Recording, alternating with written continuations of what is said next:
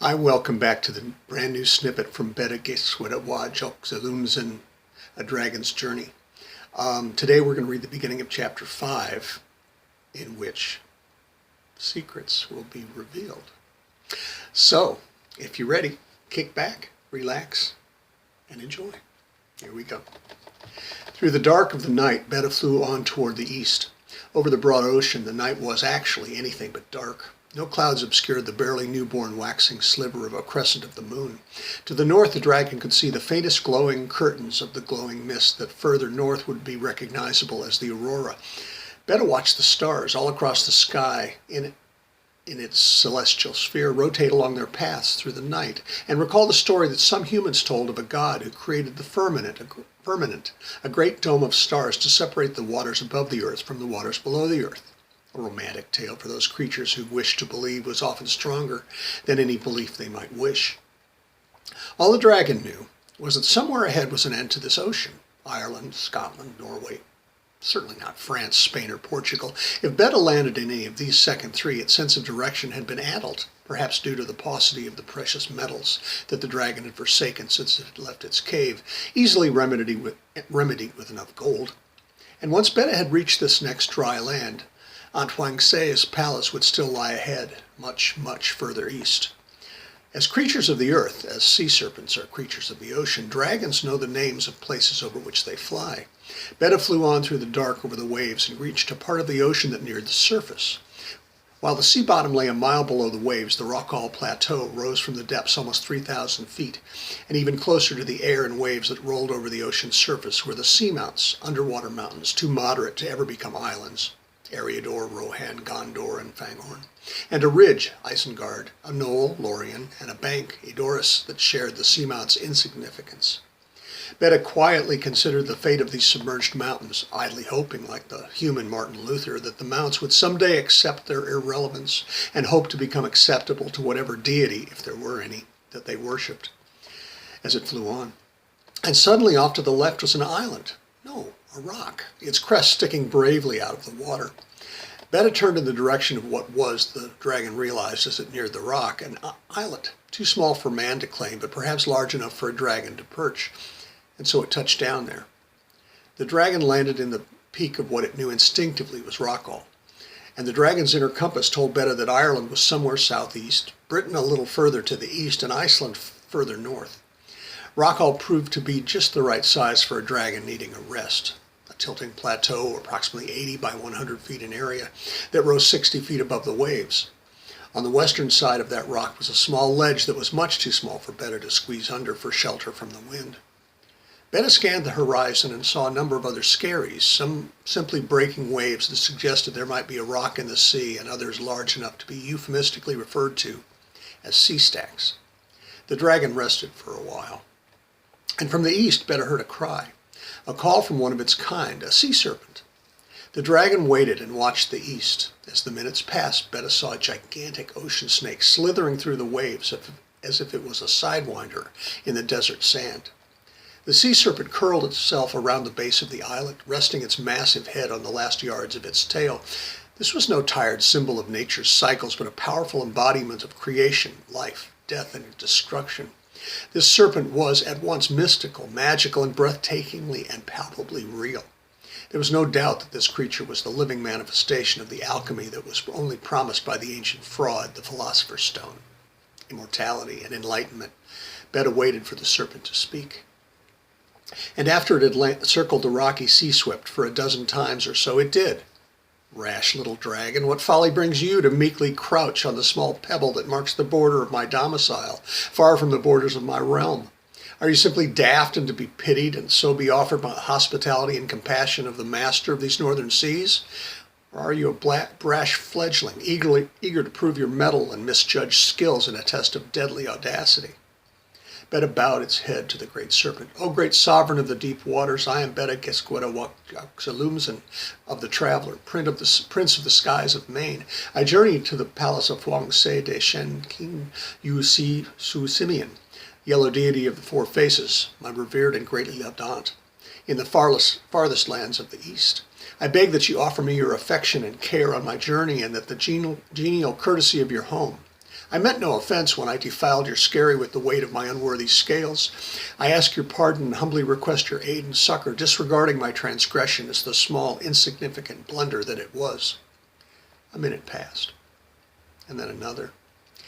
And then the serpent gazed deeply into Beda's eyes and softly hissed, I am mini mia mila ke le mi ki ti li ji mi chili man ilot ani, the one who no God can kill. My guests and my friends may call me Lotan. It would please me for you to agree to be my guest and my friend.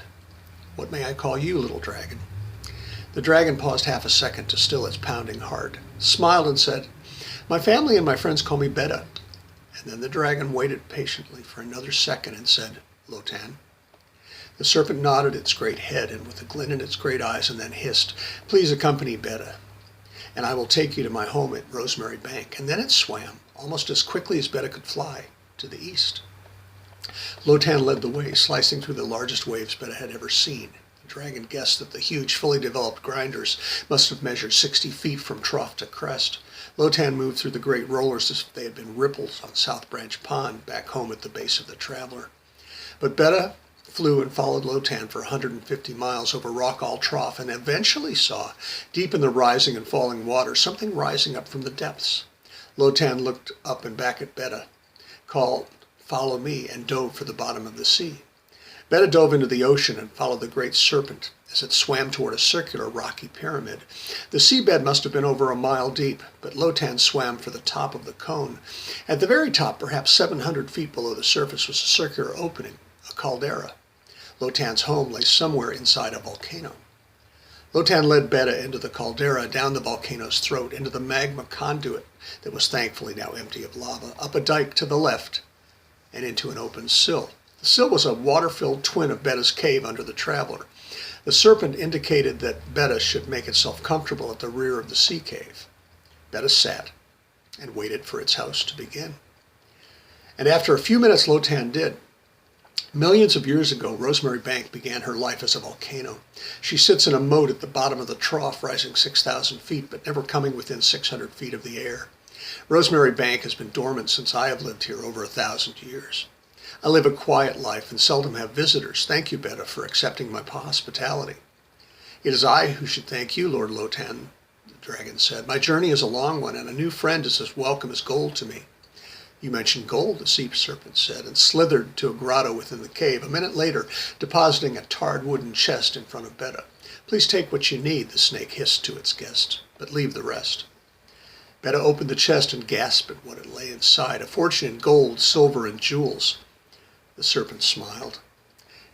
In the time of the year that men call August, in the year the Europeans call 1588, an armada of Spanish ships, after their defeat at Gravelines in the Netherlands by the English, was driven to the North Sea south of Shetland and tried to return home by sailing west. They sighted Rockall Islet before terrible winds pushed them toward Ireland, and Lotan paused and smiled, where 20 of their number washed ashore. I took 4 of the galleons for myself. This chest is just one of the many that I took from the wrecks that paved the floor of my trough.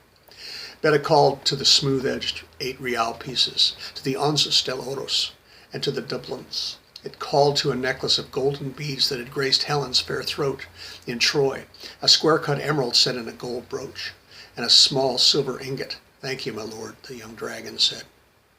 The serpent nodded its acceptance of Beda's gratitude and said, Please, dear guest, tell me of your home and your journey. Beda began its tale, attempting to explain its life as a dragon to this denizen of the depths. The idea of flight was not difficult, since the serpent flew through the water, just as the dragon flew through the air. But the story of Beda's life, from its hatching to its invitation to the east to its arrival at Rockall Islet, took some time to tell. And when Beda had finished, Lotan began. Gold is a very precious metal. Why is that? The serpent asked, more just to be asking than expecting Beda to answer. Human scientists who studied such things believe that gold was created in the cosmic furnace of a supernova nucleosynthesis that occurred when neutron stars collided at the beginning of this universe. It was present in the dust from which this solar system formed and arrived on Earth when comets and asteroids collided with this blue sphere. Gold, like all the creatures that inhabit our world, is made of stardust. The least reactive family of elements, Helium, neon, argon, krypton, xenon, and radon are called the noble gases, but who cares? They are inert, lifeless things, stable, but inactive. Gold and the other noble metals are some of the least chemically reactive elements, but when our kind calls to the noble metals, they come to us.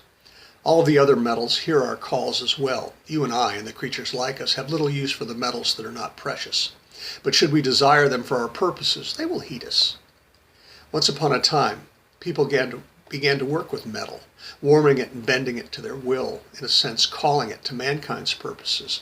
But then one day humans synthesized plastic, an inert substance, a dead thing manufactured from the decomposed detritus of dead, buried, once alive organisms whose energy was absorbed as photosynthesis by zooplankton and algae.